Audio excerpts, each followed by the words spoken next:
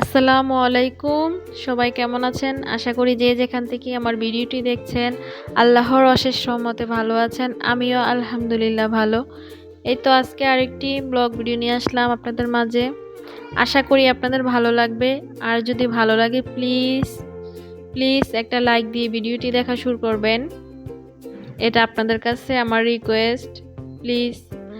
এই তো আসলে আজকে এটা আমি রাত থেকে শুরু করছি ব্লগ ভিডিওটা। বিকেলবেলায় সামির আব্বু কিছু বাজার নিয়ে আসছিল, মশলাপাতি আর কি। ফ্রিজে আদা রসুন শেষ, জিরাও শেষ, তাই এগুলো নিয়ে আসছে। তো ভাবলাম দিনের বেলা কিন্তু এখন দিন ছোট, রাত কিন্তু বড়। দিনের বেলা অনেক কাজ করতে গেলে একা হাতে সময় পাওয়া যায় না তেমন। রাতে কিছু কাজ করে রাখলে দিনের বেলা সময়টা বেঁচে যায়। তো ভাবলাম রাত যেহেতু অনেক বড় সময়, রাত মানে রাতের সময়টা কাটতেই চায় না। পরে ভাবলাম রাতের বেলা যদি আমরা কিছু কাজ করে রাখি, এগিয়ে রাখি, তাহলে দিনের বেলা সব কিছু সময়টা একটু মেনটেন করা যায়। তাই তো আমি সন্ধ্যা থেকে আমি শুরু করছি আর কি। সন্ধ্যাবেলায় জিরাগুলো ভাজলাম, ভেজে রেখে দিলাম সাইডে, ঠান্ডা হলে ব্লান্ডার করে নেব। আর এদিকে আদা রসুন এগুলো বসে বসে ছিলবো, পরিষ্কার করব। আসলে অনেকে বটি দিয়ে আদা ছিলে, কিন্তু আমি সবসময় ছুরি দিয়ে আদাটা ছিলার চেষ্টা করি। এতে করে মানে আদাটা ততটা ফালানো যায় না, বটি দিয়ে কাটলে কিন্তু অনেকটাই চলে যায়। এভাবে ছিললে আদাটা পরিষ্কারও করা যায় সুন্দরভাবে, তারপরে ফালানো যায় কম। এই যে আমি পরিষ্কার করে নিছি, কারণ আস্ত পরিষ্কার করে ধুয়ে তারপর আমি কুচি কুচি করে কাটবো আর কি। এক এক করে সবগুলি পরিষ্কার করে নেব। আসলে একা সংসারে একা হাতে যদি গুছিয়ে কাজগুলো করা যায় তাহলে তত সময় লাগে না। কাজ যদি যে কোনো কাজই যদি আগে থেকে শুরু থেকেই গুছিয়ে করা যায়, পরে সেটা সময় লাগে না, কোনো কিছুতে আর ঝামেলা হয় না বা কাজ জমে থাকে না। এই তো এখানে আমি আদা রসুন সব কিছুই ছিলে নিছি।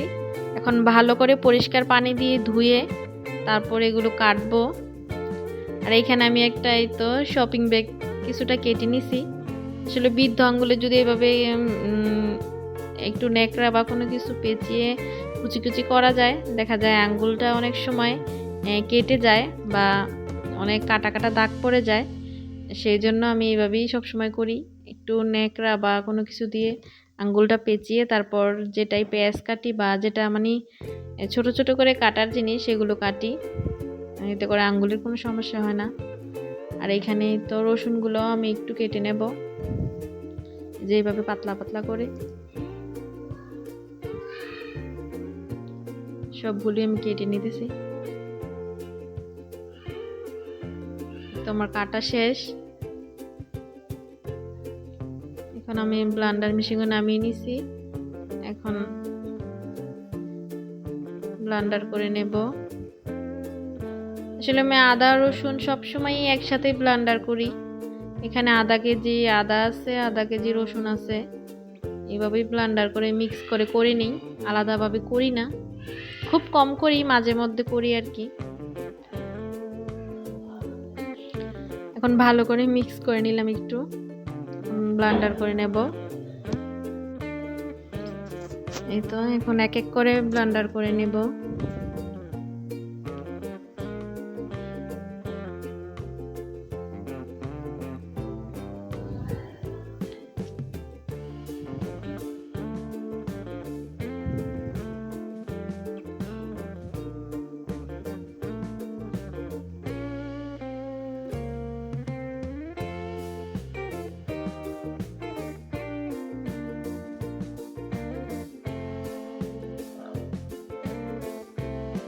আসলে আমরা যেই কোনো কাজই যদি কাজটা শুরু থেকেই গুছিয়ে করি বা সাথে সাথে সব কিছু পরিষ্কার করে নিই, পরে দেখা যায় সেটা জমে থাকে না বা সময়ও লাগে না।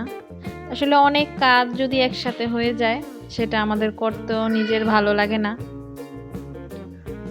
সাথে সাথে যে কোনো কাজই গুছিয়ে করে রাখলেই সেটা ভালো। এই তো এখন আমি ফ্রিজে রেখে দিছি। আমার এক বক্স হয়ে আবার কিছুটা ছিল সেটা বাটিতে রেখে দিলাম।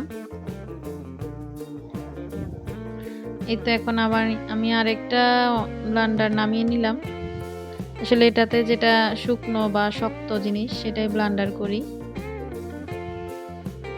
এই ব্লেন্ডার মেশিনের পাওয়ারটা একটু বেশি, তাই এখন জিরাটা করে নিছি এটার মধ্যে। আর এদিকে কিছু তেজপাতা নিয়ে আসছিল, সেটাও আমি কেটে নেব।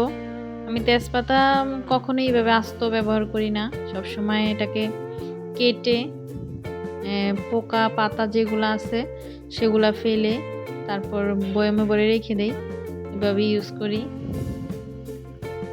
এখন এটা কাটতেছি।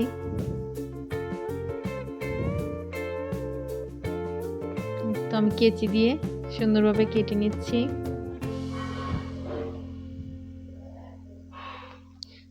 আগে থেকে একটু সময় নিয়ে কাজগুলো গুছিয়ে রাখলে পরে দেখা যায় কাজ করতে সুবিধা হয়, সহজ হয়। তো আমার সবগুলো তেজপাতায় কাটা হয়ে গেছে। এগুলোতে পাতাগুলি মোটামুটি পরিষ্কারই ছিল, এই যে পোকা পাতা বা যেটা ভালো না সেটা কেটে ফেলে দিছি। আর তারপরের দিনই তো সকালবেলায় এটা আজকে আমার বোন আসবে, আমার বড় বোন।